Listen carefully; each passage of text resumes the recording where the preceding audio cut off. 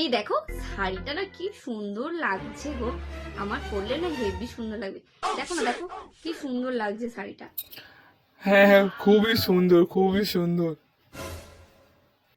কিনে দাও না গো আমাকে। আরে বাদ দাও তো, সব বাজে শাড়ি কিনতে হবে না। কি? তার মানে তুমি কিনে দেবে না তাই তো বাবু? কিনে দেবে না তাই তো? তোমাকে কিন্তু আমার দিবি, কিনে দাও বলছি শাড়িটা, আমার কিন্তু খুবই পছন্দ হয়েছে শাড়িটা। ও তার মানে তুমি এইভাবে মাথা দিপি দিয়ে বাবুর খোকার মাথাটাকে মুড়িয়ে সব ঝেড়ে ঝুড়ে নাও। শোন বাবু, একদম কিনে দিবি না। আর ও মরুক, মরলে তোর একটা সুন্দর দেখে বউ এনে একবার বড় লোকের মেয়ে দেখে তোকে বিয়ে দেবো আবার। মরুক, একদম কিনে দিবি না। হ্যাঁ মা, তুমি ঠিকই বলেছো। ঠিক আছে, আমার দিব্যি আমি তুলে নিলাম, তোমার মায়ের দিব্যি তুমি যদি না আমাকে শাড়িটা কিনে দাও, তোমার কিন্তু মায়ের অকালে মরা মুখ দেখবে। তোমার মায়ের দিব্যি আমায় কিনে দাও বলছি।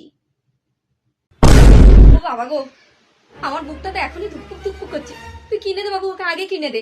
আমি লক্ষ্মীর ভান্ডার থেকে তুলে তোকে 500 টাকা আমি তোকে আগে কিনে দে।